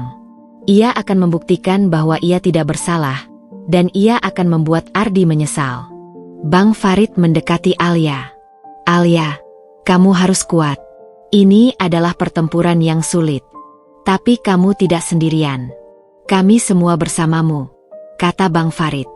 "Aku tahu, Bang. Aku tidak akan menyerah. Aku akan berjuang sampai akhir," jawab Alia. Alia mulai menyusun strateginya. Ia akan menggunakan liontin dan dokumen yang ia temukan sebagai kartu as. Ia akan menggunakan semua bukti yang ia kumpulkan untuk membuktikan bahwa Ardi yang bersalah. Ia akan membuat Ardi berlutut di hadapannya. Malam itu, Alia tidak bisa tidur. Ia duduk di kamarnya, memandangi liontin itu.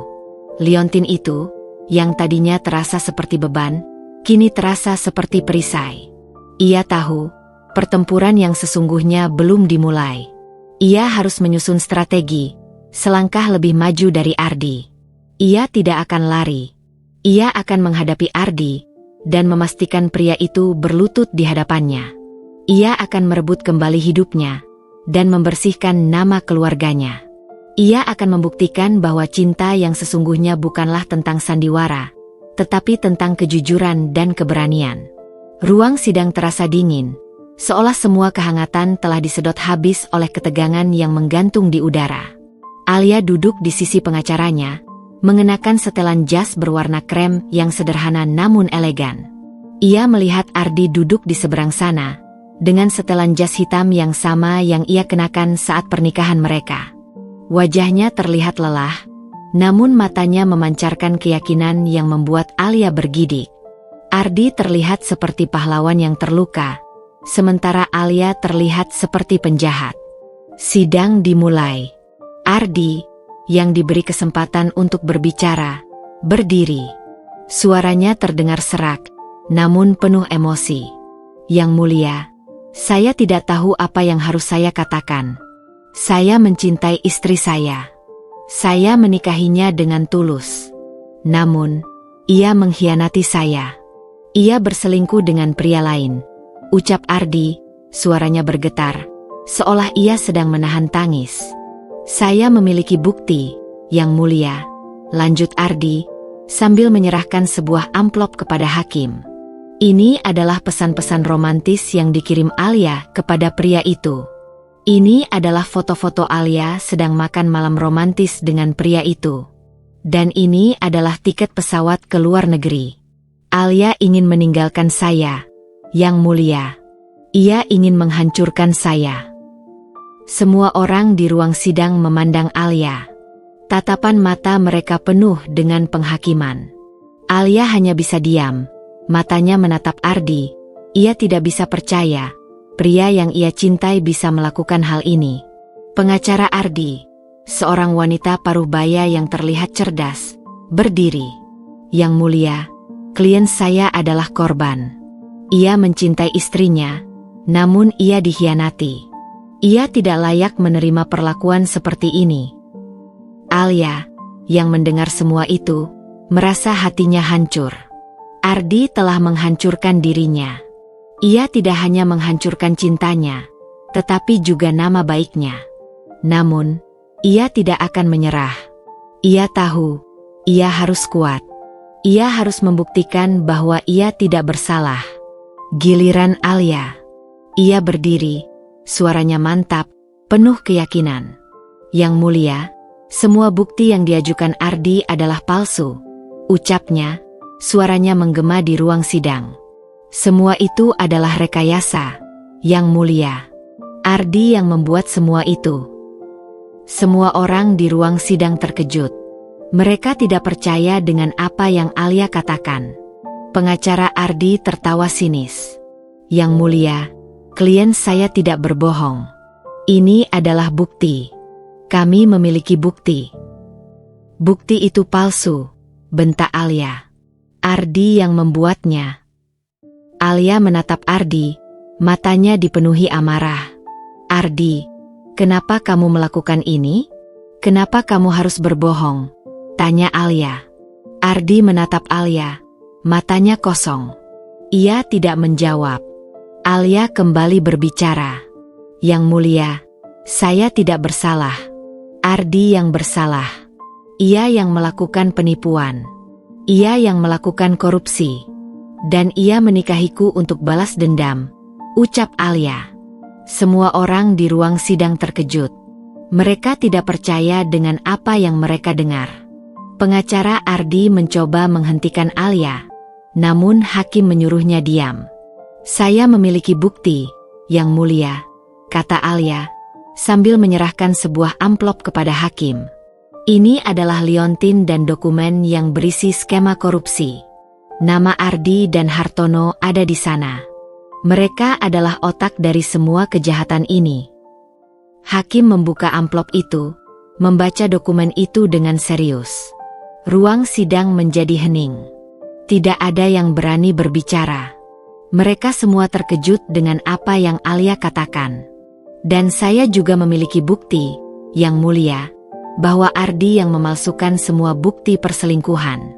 Ia mencuri ponsel saya, dan ia menggunakan aplikasi khusus untuk membuat semua itu, lanjut Alia.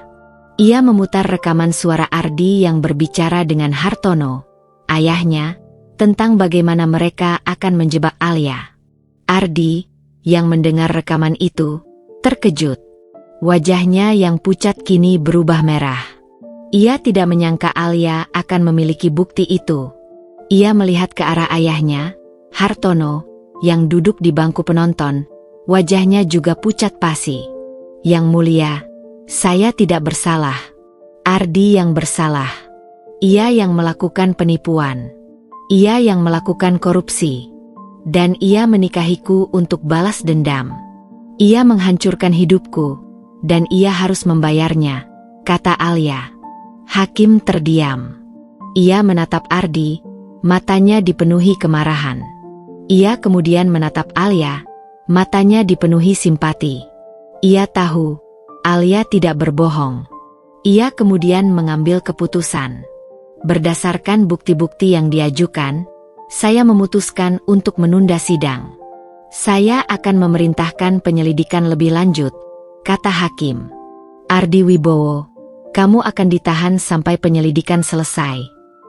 Mendengar itu, Ardi terkejut. Ia tidak bisa percaya dengan apa yang ia dengar. Ia melihat ke arah ayahnya, Hartono, yang juga terkejut. "Tidak, ini tidak benar. Ini semua palsu," teriak Ardi. "Ini tidak palsu, Ardi. Ini adalah kebenaran," kata Alia. Ia menatap Ardi, matanya dipenuhi air mata. Air mata ini bukan air mata kesedihan, melainkan air mata kemenangan. Ardi, yang tidak bisa lagi menahan emosinya, berlutut di hadapan Alia. "Alia, maafkan aku mencintaimu. Aku tidak bermaksud melukaimu," bisik Ardi, suaranya putus asa. Alia menatapnya, matanya kosong. Ia tidak bisa lagi merasakan apa-apa. Hatinya terasa hancur, namun ia merasa lega. Ia telah menang. Ia telah membuktikan bahwa ia tidak bersalah, dan ia telah membuat Ardi berlutut di hadapannya. Alia meninggalkan ruang sidang, meninggalkan Ardi yang berlutut di sana. Ia tidak tahu apa yang akan terjadi selanjutnya. Namun, ia tahu, ia telah memenangkan pertempuran yang paling sulit dalam hidupnya. Keramaian di luar ruang sidang seolah lenyap, digantikan oleh keheningan di benak Alia.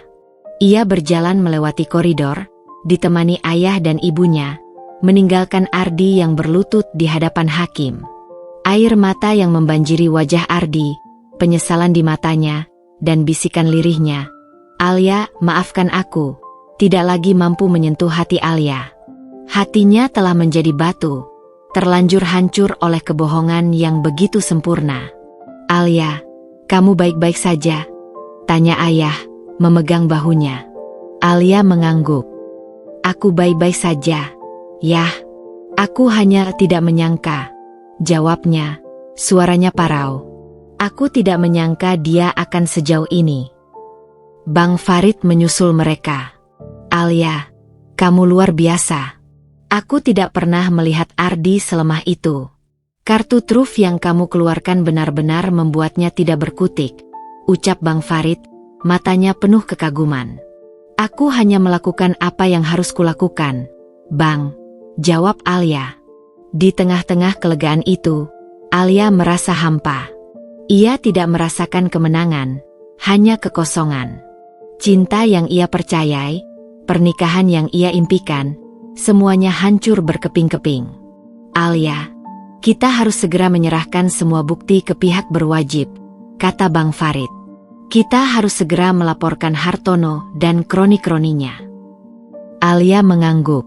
"Aku tahu. Ayo kita pergi sekarang." Mereka pergi ke kantor polisi. Alia menyerahkan semua bukti yang ia miliki, liontin dan gulungan kertas yang berisi skema korupsi, rekaman suara Ardi, dan bukti-bukti lain yang ia kumpulkan. Polisi, yang awalnya ragu, kini terkejut dengan semua bukti itu. Mereka segera memulai penyelidikan, dan Hartono, yang tidak menyangka Alia akan sejauh ini, segera ditangkap. Berita tentang skandal korupsi yang melibatkan Wibowo Group dan penangkapan Hartono menjadi berita utama di mana-mana. Publik terkejut. Mereka tidak menyangka, seorang pengusaha sukses seperti Ardi dan ayahnya, adalah penjahat. Nama Alia, yang tadinya tercemar, kini bersih kembali. Publik melihatnya sebagai pahlawan, seorang wanita yang berani melawan kejahatan suaminya sendiri. Di tengah-tengah semua itu, Alia masih merasa hampa. Ia tidak bisa melupakan Ardi. Ia tidak bisa melupakan semua kenangan manis yang mereka miliki. Ia tidak bisa melupakan bagaimana Ardi, pria yang ia cintai, bisa menjadi musuhnya. Beberapa hari kemudian, Alia mendapat telepon dari pengacara Ardi.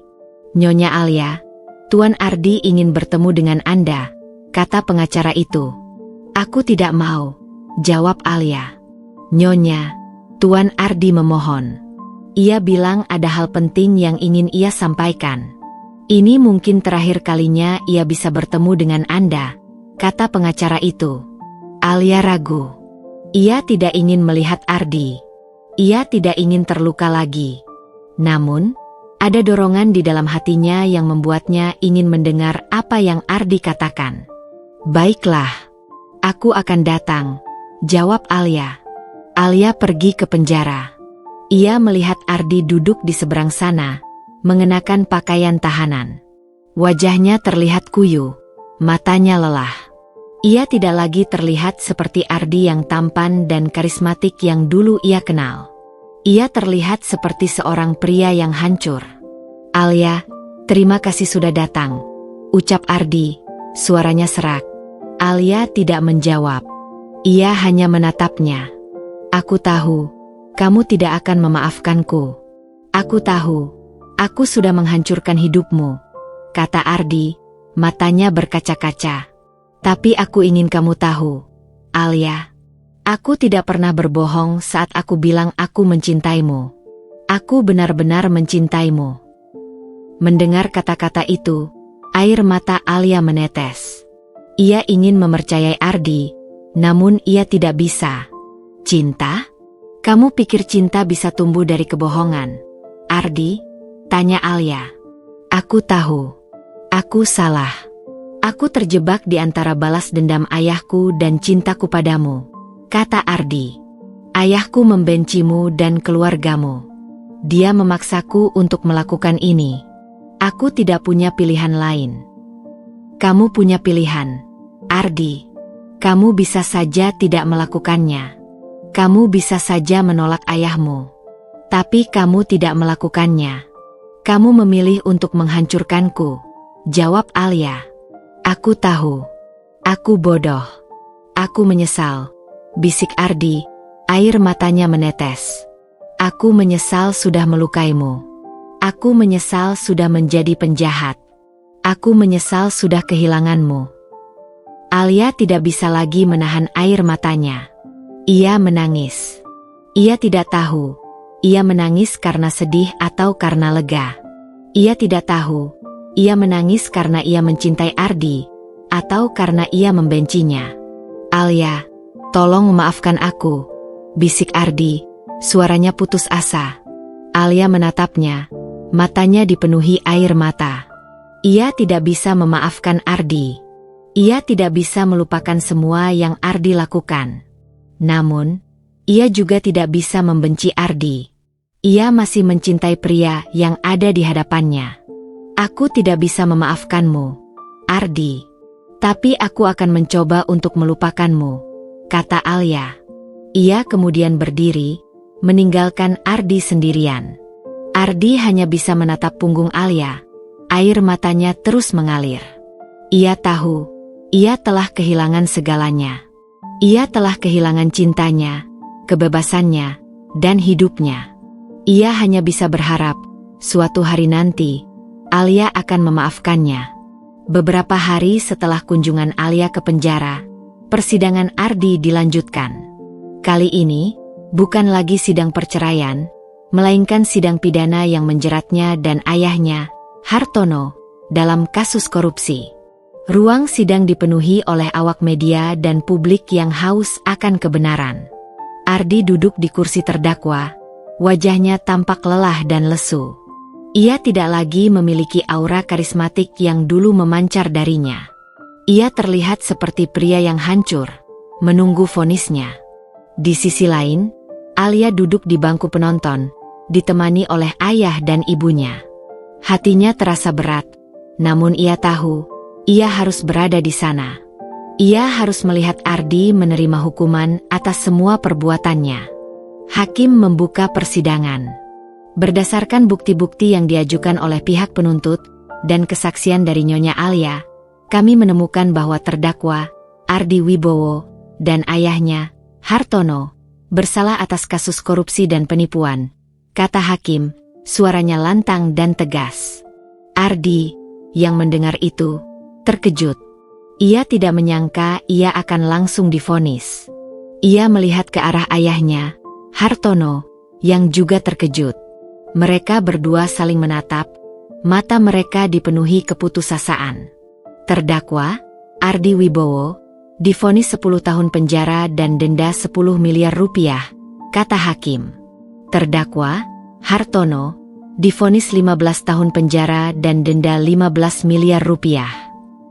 Mendengar itu, Ardi dan Hartono tidak bisa lagi menahan emosi mereka. Mereka berteriak, memprotes, namun tidak ada yang mendengarkan. Mereka dibawa keluar dari ruang sidang, meninggalkan semua orang dengan kebingungan. Alia, yang melihat semua itu, merasa hatinya hancur. Ia tidak merasakan kemenangan, hanya kesedihan yang mendalam. Ia melihat Ardi, pria yang ia cintai, pergi.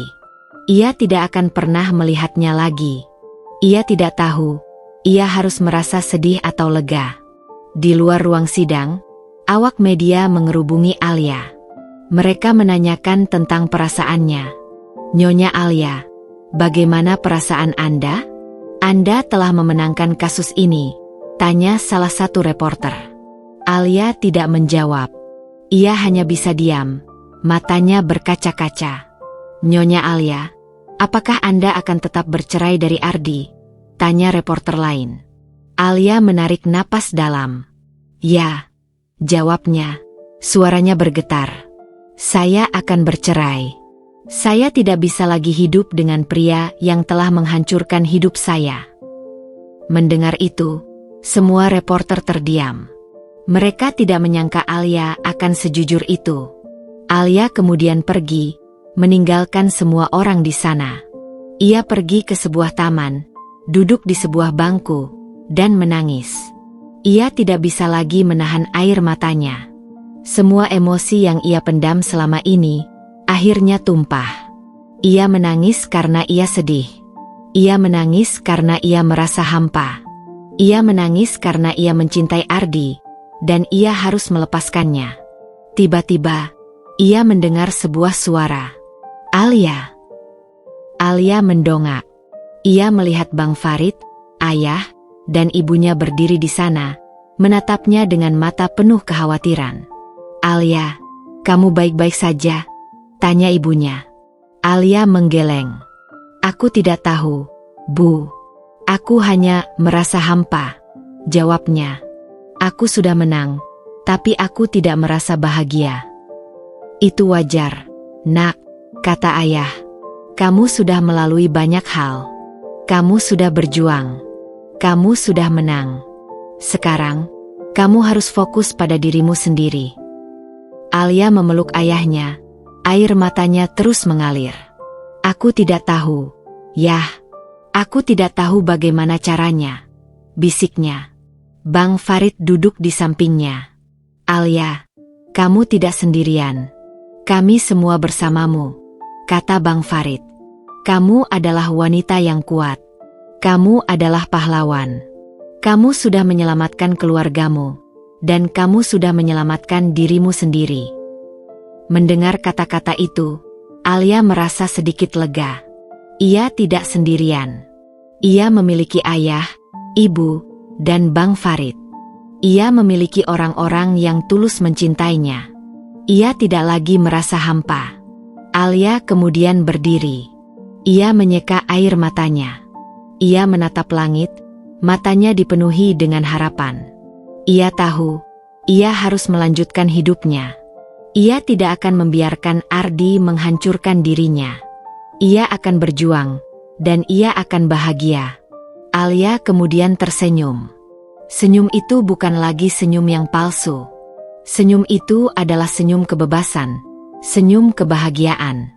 Ia tahu, perjalanannya belum berakhir. Namun, ia tahu, ia akan baik-baik saja. Ia akan berjuang, dan ia akan menang. Ia akan menemukan kebahagiaan sejati, bukan lagi kebahagiaan yang palsu. Hari-hari setelah putusan pengadilan terasa seperti lembaran kosong yang siap diisi. Alia tidak lagi merasa hampa, melainkan merasakan sebuah kelegaan yang besar. Ia telah memenangkan pertempuran yang paling sulit, dan kini ia bisa memulai babak baru dalam hidupnya. Namun, ia tahu, kebebasan sejati tidak hanya datang dari kemenangan di pengadilan, tetapi juga dari kebebasan di dalam hati. Alia kembali ke rumahnya yang dulu ia tinggali bersama Ardi. Ia memandangi setiap sudut ruangan, teringat akan kenangan manis yang mereka ukir. Ia melihat bingkai foto yang dulu tergantung di dinding, foto-foto pernikahan mereka, foto-foto liburan mereka. Alia tersenyum, bukan senyum yang palsu, melainkan senyum yang tulus. Ia tidak lagi membenci kenangan itu. Ia hanya melihatnya sebagai bagian dari masa lalu yang mengajarinya banyak hal. Ia mengambil semua foto itu, memasukkannya ke dalam sebuah kotak, dan menyimpannya di gudang. Ia tidak akan membuangnya. Ia hanya akan menyimpannya sebagai pengingat bahwa ia pernah mencintai, dan ia pernah terluka. Alia menghubungi Bang Farid. "Bang, aku ingin memulai hidup baru. Aku ingin mendirikan sebuah yayasan," kata Alia. "Yayasan apa?" tanya Bang Farid. "Yayasan untuk membantu orang-orang yang terluka karena pengkhianatan. Aku ingin mereka tahu, mereka tidak sendirian. Aku ingin mereka tahu, mereka bisa bangkit," jawab Alia. "Ide yang bagus, Alia. Aku akan membantumu," kata Bang Farid. Alia menjual semua asetnya, termasuk apartemen mewah yang dulu ia tinggali bersama Ardi. Ia menggunakan uang itu untuk mendirikan yayasan. Ia menamainya Yayasan Kebangkitan. Yayasan itu akan membantu orang-orang yang terluka karena pengkhianatan, memberikan mereka dukungan moral dan finansial. Di yayasan itu, Alia bertemu dengan banyak orang yang memiliki cerita yang sama dengannya. Mereka adalah korban dari pengkhianatan, korban dari cinta yang palsu. Alia mendengarkan cerita mereka, memberikan mereka nasihat, dan memberikan mereka dukungan. Ia merasa hatinya terisi kembali. Ia tidak lagi merasa hampa. Ia merasa bahagia. Suatu hari, Alia menerima telepon dari pengacara Ardi. "Nyonya Alia, Tuan Ardi ingin bertemu dengan Anda. Ia bilang ada hal penting yang ingin ia sampaikan," kata pengacara itu. Alia ragu. Ia tidak ingin melihat Ardi lagi. Namun, ia merasa ada sesuatu yang berbeda. Ia merasa Ardi benar-benar ingin meminta maaf. "Baiklah, aku akan datang," jawab Alia. Alia pergi ke penjara. Ia melihat Ardi duduk di seberang sana. Wajahnya terlihat lebih baik dari sebelumnya. Ia tidak lagi terlihat seperti pria yang hancur. Ia terlihat seperti pria yang telah menerima takdirnya. "Alia, terima kasih sudah datang," ucap Ardi, suaranya serak. "Ada apa, Ardi?" tanya Alia. Aku ingin meminta maaf. Aku benar-benar menyesal," kata Ardi, matanya berkaca-kaca. "Aku tahu, maaf saja tidak akan bisa menghapus semua yang telah aku lakukan. Tapi aku ingin kamu tahu, Alia, aku benar-benar menyesal." Alia menatapnya, hatinya terasa sakit. Ia melihat ketulusan di mata Ardi. Ia melihat penyesalan di wajahnya. Ia tahu, Ardi tidak berbohong. Aku memaafkanmu, Ardi," ucap Alia. "Aku memaafkanmu, bukan untukmu, tapi untuk diriku sendiri. Aku tidak ingin hidup dengan kebencian." Mendengar kata-kata itu, Ardi tersenyum. Senyum itu bukan lagi senyum yang palsu. Senyum itu adalah senyum yang tulus, senyum yang penuh penyesalan. "Terima kasih, Alia. Terima kasih banyak," bisik Ardi. Alia kemudian berdiri. "Selamat tinggal, Ardi. Aku harap kamu bisa menjadi orang yang lebih baik," kata Alia. Ardi hanya bisa menatap punggung Alia. Air matanya menetes. Ia tahu, ia telah kehilangan Alia selamanya. Namun, ia juga tahu, ia telah mendapatkan kebebasan. Kebebasan dari dendam, kebebasan dari kejahatan. Alia meninggalkan penjara, merasa hatinya lebih ringan dari sebelumnya. Ia telah memaafkan Ardi. Ia telah melepaskan kebencian. Ia telah menemukan kebebasan sejati. Ia tahu, perjalanannya belum berakhir. Namun, ia tahu, ia akan baik-baik saja. Ia akan berjuang, dan ia akan bahagia. Ia akan menemukan kebahagiaan sejati, bukan lagi kebahagiaan yang palsu. Beberapa tahun berlalu, dan Jakarta terlihat berbeda di mata Alia. Bukan karena perubahan gedung pencakar langit atau macetnya jalanan, tetapi karena Alia melihatnya dengan hati yang baru. Hatinya tidak lagi dipenuhi kebencian, melainkan kedamaian. Yayasan Kebangkitan, yang ia bangun dengan segenap jiwa, telah berkembang pesat. Ia tidak hanya membantu para korban pengkhianatan, tetapi juga membantu anak-anak yang putus sekolah. Alia tidak lagi dikenal sebagai mantan istri Ardi Wibowo, melainkan sebagai Bunda Alia, pahlawan yang menginspirasi banyak orang. Suatu sore, Alia sedang duduk di kantornya, menatap jendela, saat Bang Farid masuk. Ia sudah tidak lagi menjadi detektif swasta. Ia kini menjadi mentor dan penasihat di Yayasan Alia. "Alia, kamu terlihat lelah," kata Bang Farid, duduk di depannya. "Aku hanya merenung, Bang. Aku tidak menyangka hidupku akan berubah sejauh ini," jawab Alia. "Kamu pantas mendapatkannya. Alia, kamu sudah berjuang. Kamu sudah menang," kata Bang Farid. Alia tersenyum. "Aku tidak bisa melakukannya tanpa bantuanmu, Bang. Kamu adalah malaikat pelindungku," ucapnya. "Aku hanya melakukan apa yang harus kulakukan. Alia, kamu adalah wanita yang kuat. Kamu adalah pahlawan," kata Bang Farid. Alia dan Bang Farid mengobrol panjang. Mereka berbicara tentang masa lalu, tentang masa depan, dan tentang semua hal yang telah mereka lalui bersama. Alia merasa hatinya hangat. Ia tidak lagi merasa sendirian. Ia memiliki Bang Farid, seorang pria yang selalu ada untuknya, seorang pria yang tulus mencintainya. Tiba-tiba, Alia mendapat telepon dari pengacara Ardi. "Nyonya Alia, Tuan Ardi ingin bertemu dengan Anda." "Ia sudah bebas," kata pengacara itu. Jantung Alia berdebar kencang. Ia tidak menyangka Ardi akan bebas secepat ini. Ia ragu, apakah ia harus menemuinya. Bang Farid, yang melihat keraguan di mata Alia, memegang tangannya. "Alia, kamu tidak harus pergi jika kamu tidak mau. Tapi jika kamu mau, aku akan menemanimu," kata Bang Farid. Alia mengangguk. "Aku akan menemuinya," jawab Alia. Ia tahu, ini adalah babak terakhir dari cerita mereka. Ia harus menghadapinya, dan ia harus menyelesaikan semuanya. Alia dan Bang Farid pergi ke sebuah kafe. Ardi sudah menunggu di sana. Ia terlihat berbeda. Rambutnya sudah memutih, wajahnya penuh dengan kerutan. Ia tidak lagi memiliki aura karismatik yang dulu ia miliki. Ia terlihat seperti seorang pria parubaya yang telah melalui banyak hal. "Alia, Bang Farid," ucap Ardi, suaranya serak. "Terima kasih sudah datang." Alia dan Bang Farid duduk di depannya. Keheningan menggantung di udara. Mereka tidak tahu harus berbicara apa. Aku ingin meminta maaf, Alia. Aku tahu, maaf saja tidak akan bisa menghapus semua yang telah aku lakukan.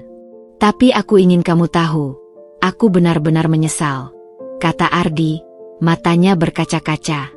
"Aku tahu, Ardi. Aku sudah memaafkanmu," jawab Alia. Mendengar itu, Ardi tersenyum. "Terima kasih, Alia. Kamu adalah wanita yang luar biasa. Aku tidak pantas mendapatkanmu," bisik Ardi. "Kamu benar. Kamu tidak pantas," kata Alia, suaranya tenang. Ardi menunduk. "Aku tahu. Aku bodoh. Aku memilih balas dendam daripada cinta. Dan sekarang, aku kehilangan segalanya," katanya. "Kamu kehilangan segalanya, Ardi.